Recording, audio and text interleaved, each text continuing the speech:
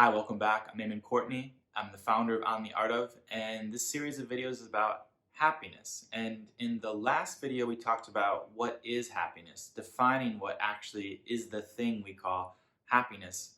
Today, we're going to talk about what are the keys to happiness. What are the things that we need to do to unlock happiness in both senses of the term. If you watched the last video, you know that there's actually two senses of the term when we talk about happiness. If you want to hear way more about happiness and the things that we talk about in the video today, go to ontheartof.com and watch the free workshop.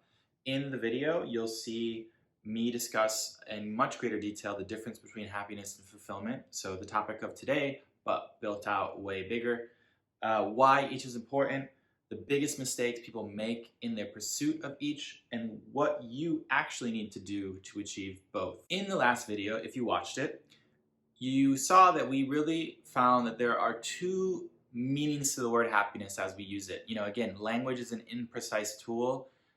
What are we really talking about when we talk about happiness?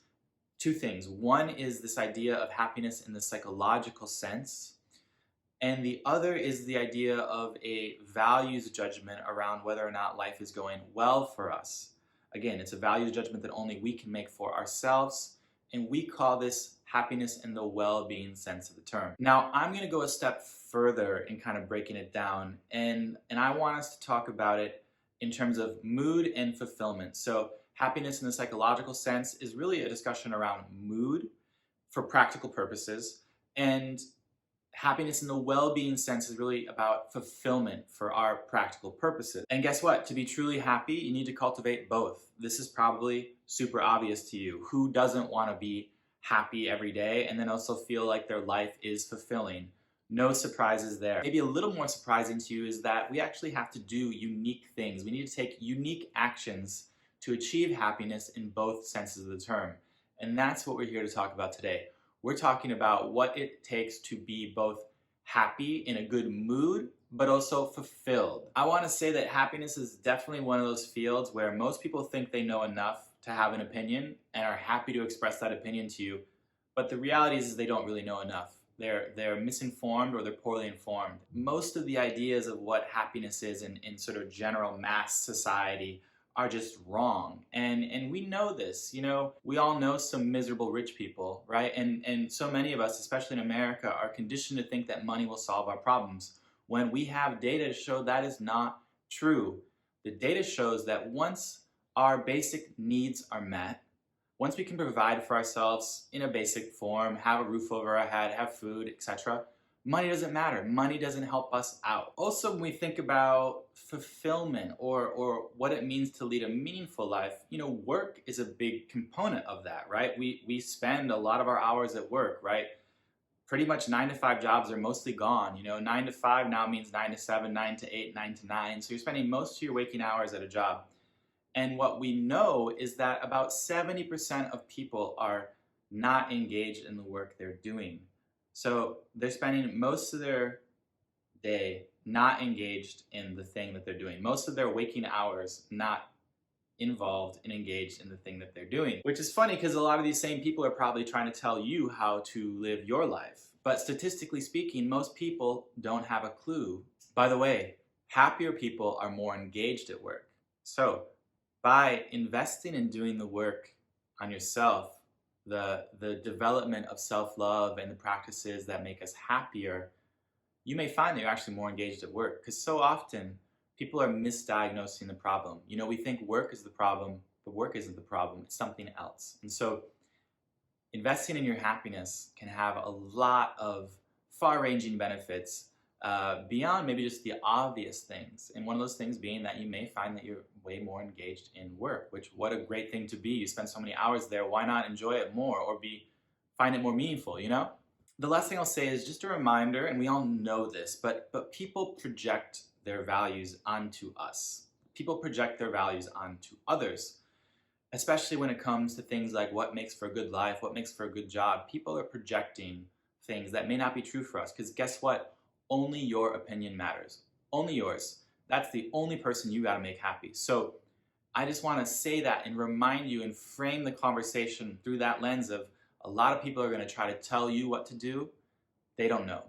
And A, they don't know. B, they're just projecting their values oftentimes onto you. So this journey, this happiness journey, is really a journey that we have to endeavor on ourselves because we are the only person that we answer to on it. Okay, so the lay person doesn't know, but what about experts? What do experts have to say? Well, there are a lot of long-standing theories of happiness that actually don't stand up upon inspection. So one of those, as an example, is hedonism. We probably all heard about hedonists. Well, hedonist derives from this philosophy of happiness called hedonism. And hedonism is essentially the idea that there are these two forces in our life, pain and pleasure. And we should avoid pain and seek pleasure. Now, on the surface, logically, that makes sense, right? Like, upon first inspection, that makes sense. Yeah, like, why would I want pain? Why would I not just want pleasure? But think about it. Don't obstacles serve a purpose? If everything were great all the time, would we even know? Would we appreciate it? Doesn't it feel good to conquer roadblocks? Well, this is essentially what the philosopher Friedrich Nietzsche argued. Nietzsche actually proclaimed himself to be the first philosopher, psychologist, and it's hard to argue with him because his work went on to influence greatly people like Freud, Carl Jung, Adler, and many, many more. And here's a little quote from his work, Will to Power, which essentially says that pain or displeasure is not something that human beings avoid, but rather are in continual need of. And it turns out he was right. We know now with empirical evidence that people like to grow. We are happy when we are growing. None of us has any choice in where we start out in this world, right? It's just the randomness of the universe that, some of us are born here, others are born there, we're born into this or that family. That's just nothing that we have anything to do with. But we do have a say in our growth. Therein lies our power. When we are growing, we are happy. Again, we talked about this in the last video, but there are a lot of ideas out there about happiness, which is good. We need competing ideas because that gives us things to test and to poke holes in. But when we start to poke holes in these ideas, even ideas that have been around for a very long time, some of them just don't hold up to inspection. And unfortunately, as we all know, sometimes the problem with us humans is that we become deeply entrenched in ideas even if they are unsubstantiated by evidence. So if you take my courses, you'll know that I'm very into data. That's the aerospace engineer and CIA analyst in me. I want to see data to substantiate things, especially if they're going to be things that I'm telling other people to do. And what's cool is that right now we're in this moment where I think philosophy and psychology are coming together in a way that's kind of like theoretical physics and experimental physics. And I was thinking particularly of Einstein's theory of general relativity. Okay, so Einstein develops the theory, and then it took experimental physicists almost 100 years to then finally have the technology to prove some of the things he was talking about. So he had the ideas, we just didn't have any way to test them just quite yet, some of them. And that's kind of where we are now in a moment in history with like philosophy and psychology. There are these like ideas that are thousands of years old that now we're finally able to test. We have an understanding of the human mind. We have an understanding of the science of happiness in a way that's really cool, is we're able to prove out a lot of things that have been around for a long time and also disprove a lot of ideas that have been around for a long time. So, exciting times, which leads me to the keys of happiness. Key number 1 is learning to exert control over our state of mind. This is what we're talking about, our mood and happiness in a psychological sense. If you're going to write one thing down from today, this should be it. And that is mood follows behavior. Mood follows behavior. We know that our mood is impacted directly by our actions. And if you're interested in the neuroscience that explains all of this, I would recommend Dr. Andrew Huberman at Stanford. He's pretty active on social media, does a lot of YouTube stuff as well. He's amazing if you really want to nerd out on the science, but practically for our purposes, learning to exert control over our state of mind really means learning to cultivate certain behaviors, to pull ourselves out of bad moods and to cultivate positive mood. There are just some behaviors that we know are good for most of us. We have data to show that across ages, demographics, cultures, whatever, these things are just good for us. They help us cultivate a positive frame of mind. And if any of you have taken the Yale course offered by Dr. Laurie Santos, who's amazing, I took the course several years ago. This is really what she's talking about. She's talking about the science of happiness as it relates to our state of mind and the behaviors that can help us cultivate a positive frame of mind. I also developed my own course that deals with these things because in particular I saw a gap between kind of a very academic approach to showing you why these things are important via data, which is great, but also adding on layers of really tactical, practical advice, because again, these are all habits that I've been working on for a very long time myself with success and failures, and I wanted people to learn from my journey, my success and failure, so that they can expedite their development. So my course, Living Happy, really deals with happiness in the psychological sense and what you need to do to learn to exert control over your state of mind. On to the second key of happiness, which is to actualize our unique talents and potential. What do you mean? Well, there's a wonderful quote by Jim Collins, the author, who says there's a difference between what we are good at and what we are encoded to do.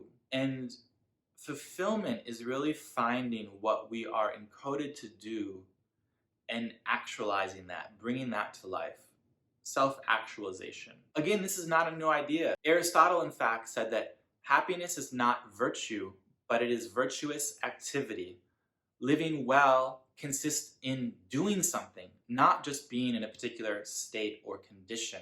So again, at a high level, the difference between these two senses of the term, happiness in the psychological sense and happiness in the well-being sense, is that in one case, in the psychological sense, we can be very prescriptive as to what you need to do, that behaviors that you need to cultivate to develop happiness as a state of mind, to develop the ability to exert control over your state of mind. Whereas when we talk about our happiness in the well-being sense, it's a values judgment. It's going to be different for all of us. I can't tell you, you should be a doctor, you should be a lawyer, you should be whatever. That is deeply personal. It's going to be different for all of us. And so that journey is a lot more about providing you the tools to do that exploration, to test your assumptions, to test your hypotheses, and really figure it out for yourself. Because again, you only answer to yourself. So that is really the difference in the curriculum of the courses. And again, they're both important. In that diagram I keep showing you with the star where the two circles overlap, that's what we're looking for, because we really want to cultivate both, because there is interplay between them, which we talk more about in the courses themselves. I can't stress enough how important it is that we do the self-work to really dig out what's going to be a fulfilling life for us, because this is an area where other people's lives are not necessarily good templates for our own. We cannot assume that what makes other people happy or what makes other people fulfilled will make us fulfilled. And there's a quote I love by Carl Jung, which says, if the path is clear to you, you're probably on somebody else's. And this is really the tough thing about this particular journey to happiness, to well-being, or happiness in the well-being sense, is that the path can be really murky sometimes, and that's scary for a lot of people. But the way out is through. We must push through that fear and uncertainty and trepidation to reach the gold pot on the other side. This is also why in the courses we talk a lot about courage and building courage, because courage is not something that we're inherently born with. You can become more courageous. You can learn to be more courageous. You can learn tools to attack your fears. Those are the kind of tools that we talk about in the course Living Well, actually. And as I said at the top of the video, if you want to hear more about today's discussion and just generally learn more about happiness, go to ontheartof.com and watch the free workshop. So in the next video, I'm going to go further into depth about these two keys to happiness, what we need to do to achieve each, the unique actions we need to take. And I'm also going to talk about why most of what you've been told about these pursuits is flat wrong. What culture and society and people like to tell you is just garbage. See you then.